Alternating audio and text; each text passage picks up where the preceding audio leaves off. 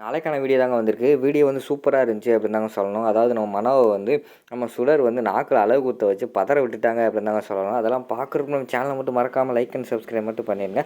First எடுத்தோடனே நம்ம எழில் இருக்கார்ல, அவர் சாப்பிட்டுட்டு அவருக்கு வந்து புறை ஏறிடுது. அவர் வந்து தலையை தட்டிக்கிட்டு இருக்காரு. அந்த நேரத்தில் வந்து நம்ம சுடர் வந்து தண்ணி கொடுக்குறதுக்காக போகிறாங்க. அந்த நேரத்தில் அவங்க தாலி வேறு வெளியில் வந்துடுது. அதை பார்த்தோன்னே பயங்கரமாக ஷாக் ஆகிடுறாங்க நம்ம சுடர். ஐயோ, தாலி வேறு வெளியே வந்துருச்சு, சார் பார்த்துடக்கூடாது அப்படின்னு சொல்லிட்டு சீக்கிரமாக எடுத்து அதை வந்து உள்ளே போட்டுடுறாங்க. உள்ளே போட்டு சாருக்கு தண்ணி குடிக்காங்க. தண்ணி குடித்த உடனேயும் எழில் வந்து சொல்கிறாரு, அதான் நான் சாப்பிட்டேன்ல கிளம்பு அப்படிங்கிற மாதிரி சொல்கிறாங்க. இருந்தாலும் உங்கள் மனசுக்குள்ளே ஏதோ கஷ்டம் இருக்குது மாப்பிள்ளை சார் அப்படிங்கிற மாதிரி வந்து நம்ம இவங்க சொல்கிறாங்க, சுடர் வந்து சொல்கிறாங்க. அதை கேட்டவொடனே எழில் வந்து சொல்கிறாங்க, இங்கே பாரு, இனிமேல் நான் உனக்கு வந்து ஒரு வார்னிங் தரேன், இதுவே கடைசியாக இருக்கட்டும், இனிமேல் வந்து என்னை அப்படி சொல்லக்கூடாது அப்படிங்கிற மாதிரி வந்து சொல்கிறாங்க. அதுக்கு வந்து சுடர் வந்து சொல்கிறாங்க, நீங்கள் மாப்பிள்ளை சார் தானே, மாப்பிள்ளை சார் எப்படி சொல்கிறது, மாப்பிள்ளை சார் அப்படின்னு சொல்லிட்டு கிண்டல் பண்ணிட்டு அந்த இடத்துல வந்து வெளியில் போயிடுறாங்க. அடுத்த சீனில் வந்து வீட்டில் வந்து எல்லாருமே ஜாதகம் பார்க்குற மாதிரி தான் காட்டிகிட்டு இருக்காங்க. அந்த அந்த ஜோசியர் வந்து நம்ம இவர் மனோவோட அப்பா வந்து கூப்பிட்டு வந்த ஜோசியர், அவர் வந்து ஜோசியம் பார்த்துக்கிட்டு இருக்கிற மாதிரி காட்டிக்கிட்டு இருக்காங்க. அவர் ரொம்ப நேரமாக ஜோசியம் பார்த்துக்கிட்டு இருக்காரு. அதை பார்த்துட்டு எழிலோட அம்மா வந்து சொல்கிறாங்க, என்ன சாமி என்னாச்சு, ரொம்ப நேரமாக பார்த்துக்கிட்டு இருக்கீங்களே, எதுவும் பிரச்சனையா அப்படிங்கிற மாதிரி கேட்காங்க. கொஞ்சம் நேரம் வந்து வெயிட் பண்ணுங்க அப்படின்னு சொல்லிட்டு திருப்பி பார்த்துக்கிட்டே இருக்காங்க. அந்த நேரத்தில் வந்து வேலைக்காரி செல்வி இருக்காங்கல்ல, அவங்க வந்து மனோகிட்ட வந்து என்னம்மா ரொம்ப நேரம் ஜோசியம் பார்த்துக்கிட்டு இருக்காங்க, ஒரு வேறு உங்கள் 2 பேத்துக்கு ஒத்து வராதுன்னு சொல்லிடுவாங்களோ அப்படிங்கிற மாதிரி சொல்கிறாங்க. அதெல்லாம் சொல்கிறதுக்கு வாய்ப்பே கிடையாது. அந்த ஜோசியர் வந்து எங்கள் அப்பா கூப்பிட்டு வந்த ஆள். ஆல்ரெடி வந்து எழில் ஜாதகத்தோட பொருந்துறதுக்காக ஒரு சூப்பரான ஜாதகம் அவரே எழுதிட்டு வந்துட்டார். அதனால் வந்து அதுக்கு வாய்ப்பே கிடையாது, கண்டிப்பாக நல்லது தான் சொல்லுவார் அப்படின்னு சொல்லிக்கிட்டு இருக்காங்க. கொஞ்சம் நேரத்தில் வந்து அவர் பார்த்துட்டு, ஏம்மா இப்படி ஒரு ஜோடி பொருத்தத்தை நான் பார்த்ததே இல்லைம்மா, 10 பொருத்தமும் பக்காவாக பொருந்திருக்கு, சூப்பராக கல்யாணம் பண்ணி வைக்கலாம் அப்படிங்கிற மாதிரி சொல்லிக்கிட்டு இருக்காங்க. இந்த சைடு பார்த்தா குழந்தைகள்லாம் வந்து சுடர்கிட்ட, என்ன சுடர், ஏதோ ஜாதகம் பார்க்க போகிற நேரத்தில் நான் ஏதாவது பண்ணுவேன்னு சொல்லிக்கிட்டு இருந்தேன், இப்போ ஒன்றுமே இல்லையே அப்படிங்கிற மாதிரி அவி கேட்குறாங்க.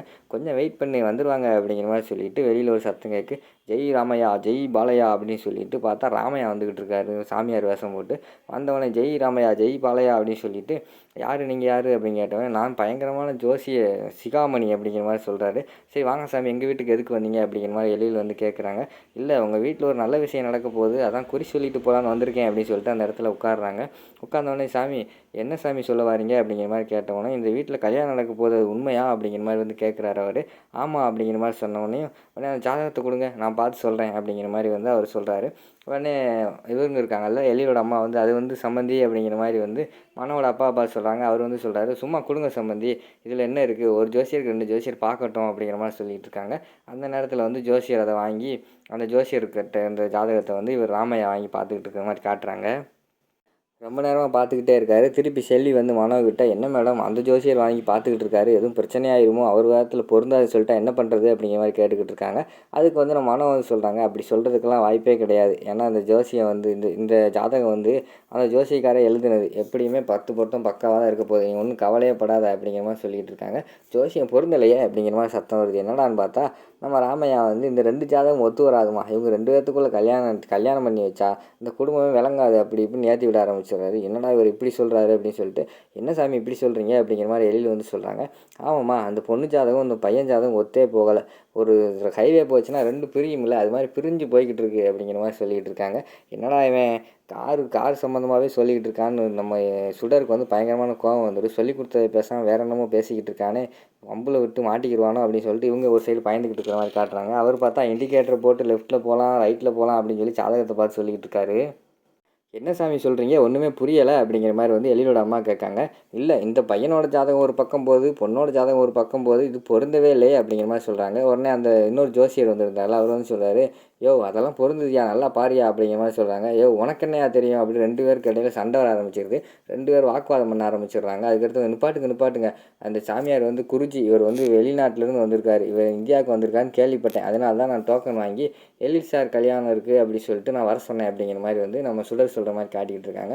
அப்படியா, சரி சாமியா, இது கல்யாணம் நடக்கிறதுக்கு வேறு எதுவும் பரிகாரம் இருக்கா அப்படிங்கிற மாதிரி வந்து எழிலோட அம்மா கேட்குறாங்க. சொல்கிறேன் கேட்டுக்கோங்க அப்படின்னு சொல்லிட்டு அவர் பரிகாரத்தை சொல்கிறாரு. அதாவது அம்மா முத்துமாரியம்மன் கோயிலில் போய் சாமியை வேண்டி மஞ்சள் புடவை கட்டி நாக்கில் அலகு குத்தி 108 தடவை வந்து கோயிலை நல்லா சுற்றி வரணும் அப்படின்னு சொன்ன உடனே பார்த்தா நம்ம மனோவுக்கு வந்து தலை சுற்றிடுது. என்ன இவ்வளோ பரிகாரம் சொல்கிறாரு அப்படின்னு சொல்லிட்டு இங்கிட்டு பார்த்தா எழிலோட அம்மா வந்து சாதாரணமாக சொல்லிட்டு போயிட்டாங்க. அம்மா மனோ, சாமியார் சொன்னதெல்லாம் செஞ்சிருமா, எழிலோட வாழ்க்கைக்கு உன்னோட வாழ்க்கைக்கு அதான் நல்லது அப்படிங்கிற மாதிரி சொல்லிட்டு போயிட்டாங்க. என்ன பண்ணுறதுன்னு தெரியாமல் முழிச்சுக்கிட்டு இருக்காங்க. அடுத்து வந்து நம்ம சுடர் போய் மனோகிட்ட சொல்கிறாங்க, அக்கா பரிகாரம் போதுமாக்கா அப்படிங்கிற மாதிரி சொல்கிறாங்க. என்ன சொல்கிற அப்படிங்கிற மாதிரி சொல்லிட்டு இருக்காங்க. ஆமாக்கா உங்களை உரிமையாக கூப்பிட்டா தான் உங்களுக்கு நிறைய செய்யணும் போல் இருக்குது அப்படிங்கிற மாதிரி சொல்லிவிட்டு அவங்க அந்த இடத்துல போயிடுறாங்க. அடுத்து வந்து மனோவை பார்த்தா மஞ்சச்சாலை கட்டி கோயிலில் பயங்கரமாக பட்டையெல்லாம் போட்டு பயங்கரமாக நிப்பாட்டி வச்சுருக்காங்க பரிகாரம்லாம் செய்கிறதுக்காக. என்ன சாமியார் இன்னும் காணும் அப்படின்னு சொல்லிட்டு குழந்தைய தேடிட்டு இருக்காங்க. அந்த நேரத்தில் ஜெய் ராமையா ஜெய் பாலையான்னு சொல்லிட்டு ராமையா வர்ற மாதிரி காட்டுறாங்க. வந்தவொடனே எல்லாம் ரெடி ஆகிடுச்சா பரிகாரத்தை தொடங்குவோமா அப்படின்னு சொல்லிட்டு பையிலேருந்து ஒரு வேலை எடுக்காங்க. வேலை எடுத்தவொடனையும் மனம் வந்து பயந்து நடுங்க ஆரம்பிச்சிடறாங்க. சாமி இது எங்கே குத்த போகிறீங்க கேட்டவங்க நாக்கை காட்டு நாக்கில் தான் குத்தணும் அப்படிங்கிற மாதிரி சொல்கிறாங்க.